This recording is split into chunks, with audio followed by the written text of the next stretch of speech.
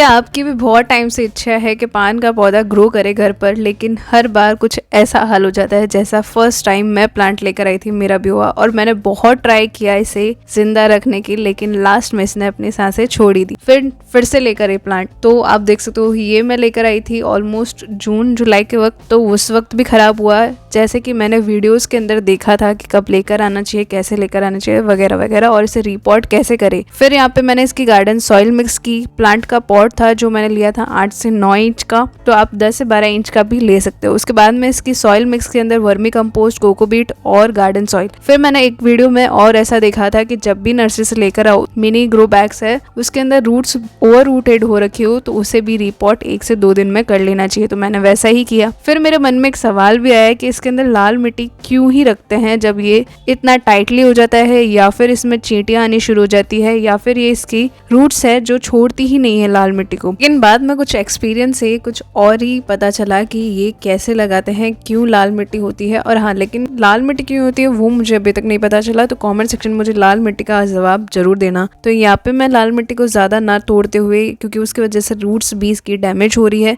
तो हम इसे डायरेक्टली पानी में डाल देंगे कुछ देर के लिए। ऐसा ही मुझे बहुत सारी वीडियोस में देखने को मिला रिपोर्ट करते वक्त नर्सरी से लेकर आने के बाद। तो ऐसा कुछ भी मत करना, मैं सच में बता रही हूँ आपको। वीडियो को एंड तक जरूर देखना, आपको आपके सारे सवालों के जवाब मिल जाएंगे कि नर्सरी से कब इसे लेकर आना चाहिए, कब इसे रिपोर्ट करना चाहिए, और क्या इसमें फर्टिलाइजर्स देने चाहिए जिससे ये बहुत हेल्थी हो। तो ये सारा प्रोसेस जो मैंने अभी तक किया है, क्या ये सही है, तो मुझे वो भी कमेंट सेक्शन में बताना अभी आप। उसके बाद मिला मुझे सरप्राइज जब मैंने इसे पानी में से निकाला, क्योंकि एक ही पॉट के अंदर 2 प्लांट्स थे। तो इसे रिपोर्ट करने के लिए यहाँ पे मैंने जो सॉइल बनाई थी उसे 8 से 9 इंच के गमले में शिफ्ट कर दिया था। उसके बाद में आप जो भी प्लांट्स है जैसे रिपोर्ट कर रहे हो तो उसका स्तर वहां तक ही रखना जहां तक आप मिट्टी उस प्लांट के दूसरे पॉट के अंदर से निकालते वक्त देखते हो, मतलब उसके क्राउन एरिया तक उस मिट्टी को कवर मत करना, जिस वजह से इसमें फंगस इन्फेक्शन हो सकता है। दूसरा है जो आप एक और प्लांट देख रहे थे उसे हम दूसरे पॉट पे लगा देंगे मिनी पॉट में, और इसकी बेल को मिट्टी से कवर कर देंगे जिससे इसको हेल्प मिले और ज्यादा ग्रो होने में। उसके बाद में पानी दे दिया, जैसे कि 2-3 वीडियोज में बता रखा था वैसे इसे रिपोर्ट कर दिया। उसके बाद मैं नेक्स्ट डे देखा तो अभी तक तो ये जिंदा है और सेफ है और सही ग्रो भी हो रहा है, और छोटा वाला भी, तो ये भी बहुत सही कंडीशन में ग्रो हो रहे हैं। तो अब देखेंगे हम 3 से 4 दिन के बाद का अपडेट, क्या ये उसमें भी ग्रो हो रहे हैं कि नहीं। तो आप देख सकते हो कि 3 से 4 दिन के बाद का अपडेट कि इसमें पत्तियां हैं जो झड़नी शुरू हो चुकी है। तो लग तो नहीं रहा है चांसेस कि ये ग्रो होगा, लेकिन फिर भी प्लांट्स के साथ पॉजिटिव वातावरण बनाते हुए इसे फिर से चेक करते हैं। तो आप देख सकते हो छोटा वाला है जो उसकी थोड़ी बहुत लीव्स झड़ चुकी है। फिर देखते हैं 2 हफ्ते बाद, तो ऑलमोस्ट सारा प्लांट मर चुका है और छोटा वाला तो खत्म ही हो गया था भाई। फिर नर्सरी से फिर से दूसरा प्लांट लेकर आई। तो लेकर आने का जो टाइम है वो सबसे जो बेस्ट है वो है सितंबर स्टार्टिंग से लेकर अक्टूबर एंड तक का। इस वक्त आप इसके प्लांट्स को लेकर आ जाओ नर्सरी से, और साथ ही साथ अगर इसकी कटिंग लगानी है, आपके पास प्लांट्स है, बहुत मल्टीप्लाई करना है इन प्लांट्स को, तो इस मंथ के अंदर आप कर सकते हो। तो लेकर आने के बाद में 2 हफ्ते बाद का आप रिजल्ट देख सकते हो। यहाँ पे मैंने इसकी बेल्स थी उसे दूसरे प्लांट्स के ऊपर फेंक दी थी और कुछ को मिट्टी के अंदर दबा दी थी, जिस वजह से आप देख सकते हो कि इसके अंदर रूट्स डेवलप हो चुकी 2 हफ्तों के अंदर अंदर। और साथ ही साथ इसे हम वापस लगा देंगे उसी पॉट में जिसमें इसकी रूट्स डेवलप हुई थी, जिससे ये कटिंग बहुत सक्सेसफुली ग्रो हो जाएगी। तो आप देख सकते हो इसके पास वाली कटिंग है, इसे भी मैंने ऐसे ही ग्रो किया था। तो इस पॉट को हम लेकर जाएंगे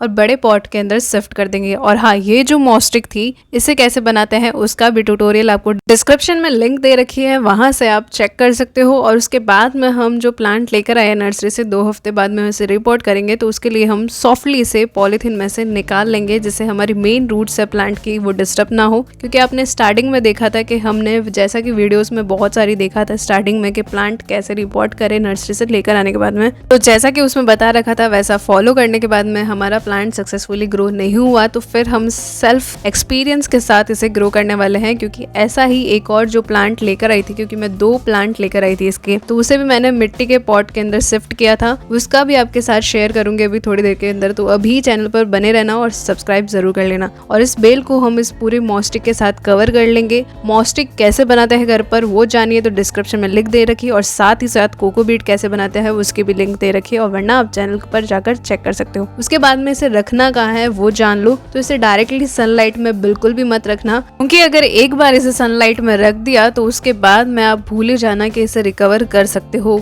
क्योंकि ये पूरा जल जाएगा, उसके बाद में ये रिकवर नहीं होगा। तो अवॉइड करें इसे डायरेक्ट सनलाइट में रखने का। सेमी शेड एरिया में रखे जहाँ इसे छिनी हुई धूप आती हो। 4-5 प्लांट्स के साथ रखे और इस प्लांट को रिपोर्ट करने से करीब 5 से 10 दिन पहले ही इस मिट्टी वाले पॉट में लगाया, जिसमें मैंने यहाँ पे कपड़े से मॉस्टिक बनाई थी। तो ये देख लो आप, बहुत सक्सेसफुली ग्रो हो रहा है और अच्छे से ग्रो हो रहा है। तो इसलिए मैं कह रही हूँ ये सेकंड वाला मेथड मुझे ज्यादा सक्सेसफुल लगा। आपको कौन सा लगा कमेंट सेक्शन में जरूर बताना, फर्स्ट वाला या सेकंड वाला। उसके बाद में बात करते हैं कि अगर पान के पौधे को मिट्टी में ग्रो करना हो कटिंग से या फिर पानी में, तो इन दोनों का भी एक्सपीरियंस और ट्यूटोरियल मैंने शॉर्ट वीडियो में शेयर किया हुआ है, तो आप वो वीडियो भी डिस्क्रिप्शन में चेक कर सकते हो। अगर आप भी मेरी तरह आलसी हो चैनल्स पर जाकर वीडियो ढूंढने में, तो आप वहां से चेक कर सकते हो। उसके बाद में आप देख सकते हो यहाँ पे मैंने मिट्टी में इस कटिंग्स को लगाया था, तो वो भी सक्सेसफुली ग्रो हुए हैं। लेकिन आपको एक बात ये भी बता दूं कि अगर आप सिंगल लीव से ग्रो करना चाहते हो तो वो ग्रो नहीं होगा, क्योंकि आपको यूट्यूब पर बहुत सारी ऐसी वीडियोस बता रखी होगी या मिथ फैला रखा होगा कि सिंगल लीव से आप इसे ग्रो कर सकते हो। नहीं कर सकते हो,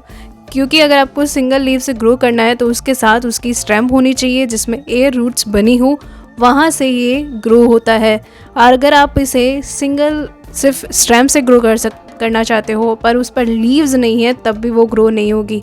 तो इसे ग्रो करने के लिए सबसे बेस्ट यही है कि उसके साथ स्टेम के साथ उसकी लीव्स होनी चाहिए और वो लीव्स और स्टेम साथ में होनी चाहिए, तभी ये ग्रो होगा। ना रूटिंग पॉइंट के ग्रो करोगे इस लीव्स को तो वो नहीं होगी। यहाँ पे मैंने जो पानी में ग्रो की थी उसे बस अब हम रिपॉट करने वाले हैं मिट्टी के अंदर। तो इस मिट्टी को बनाने के लिए यहाँ पे वर्मी कंपोस्ट, कोकोपीट और गार्डन सॉइल ले लो।